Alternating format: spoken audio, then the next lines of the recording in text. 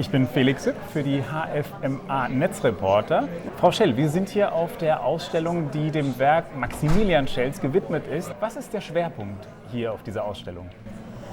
Ich würde sagen, die Ausstellung hat genau alle Schwerpunkte, die Maximilian Schell auch in seinem künstlerischen Leben hatte. Er war ja eben nicht nur Filmregisseur, nicht nur Schauspieler, nicht nur Musiker, sondern er war einfach alles. Er hat gesagt, er ist ein ewiger Student, ihn hat alles interessiert. Und genauso würde ich sagen, ist diese Ausstellung auch.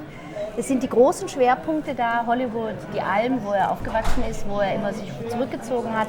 Es ist der berühmte Marlene-Film dargestellt, es ist aber auch vieles von ihm, wird gezeigt von ihm als Sammler, vieles als Musiker, als Theaterschauspieler auch. Also man kann gar nicht sagen, dass es einen wirklichen Schwerpunkt gibt.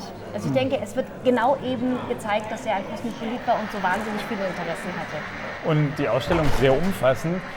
Wie kam es zu dieser Ausstellung? Es war immer geplant, Maximilian hat auch zur Lebzeit immer gesagt, es wäre schön, wenn ich noch eine Ausstellung selber miterleben würde, weil Ausstellungen passieren ja meistens, wenn man nicht mehr lebt, und er hat gesagt, ich würde das gerne noch sehen. Das ist leider nicht mehr der Fall, aber es war so, dass wir eben im Nachlassverfahren überlegt hatten, seine Tochter, seinen Stiefsohn und ich, was mit diesem künstlerischen Nachlass passiert, und es gab von Maximilian bereits Verhandlungen mit dem Deutschen Filmmuseum. Und die hat dann unser Nachlasskurator weitergeführt und dann ist der gesamte Nachlass hierher gekommen und Hans-Peter Reichmann hat immer wieder gesagt, er möchte eine ganz große Sonderausstellung von Maximilian Schell machen. Und ja, das hat er dann auch gemacht und ich freue mich riesig, dass es jetzt so toll geworden ist.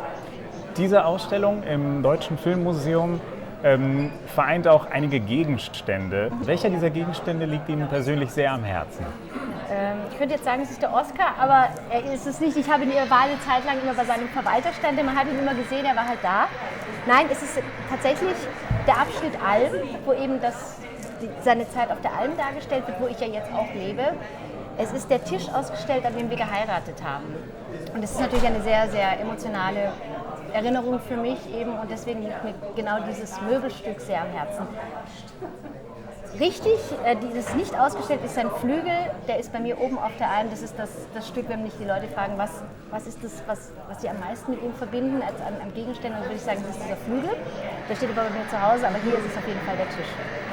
Also das heißt, Sie fühlen sich dem Musiker und Komponisten... Ja, dadurch, dass ich Sängerin bin, eben aus dieser musikalischen Ebene komme, war das auch unsere Berührungsebene und da habe ich eben mit ihm die meisten Berührungspunkte gehabt. Sonst habe ich überall viel lernen können von ihm, aber da waren wir schon recht nah aneinander, sagen wir es so. Jetzt hat natürlich Maximilian Schell für viele eher diese schauspielerische Seite. Er ist ja bekannt für Filme und eben als Darsteller.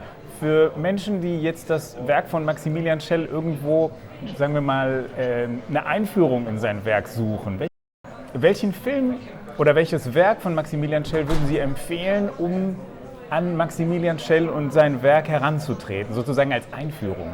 Als Schauspieler jetzt. Als Schauspieler. Weil er selber würde immer sagen, man muss einen von seinen selbstgemachten Filmen sehen. Also Marlene, der Fußgänger, Geschichten aus dem Wienerwald. Das würde er jetzt wahrscheinlich antworten. Gucken Sie sich einen Film an, den ich gemacht habe. Jetzt aber als Schauspieler, wenn man eingeführt wird, würde ich denken, Topkapi ist ein sehr schöner Film. Es ist ein bisschen Krimi, eben spielt in Istanbul mit Peter Ustinov noch zusammen. Der ist sehr eingängig, der ist sehr schön mit Melina Mercury und ihm. Der gefällt mir sehr gut. Es sind aber auch eben Vampires von John Carpenter oder natürlich Deep Impact, wenn man jetzt sagen möchte, man möchte die moderneren Sachen sehen. Und nicht zuletzt natürlich das Urteil von Nürnberg. Ich glaube, den sollte man auch gesehen haben. Gerade heutzutage sollte dieser Film nicht in Vergessenheit geraten. Was war denn der erste Film, den Sie von ihm gesehen haben? Also jetzt nicht mit ihm als Schauspieler, vielleicht sollten Sie den auch noch mal erwähnen, aber vor allem, was war so der erste Film, den Sie dann von ihm gesehen haben? Meine Schwester Maria. Weil mich das interessiert hat, wo er lebt. Weil er hat ja damals schon auf der Alm gelebt und der Film Meine Schwester Maria über das Leben seiner Schwester spielt eben dort oben. Und das hat mich sehr interessiert und deswegen war das eigentlich der erste Film, den ich gesehen habe von ihm. Schön. Vielen Dank. Gerne.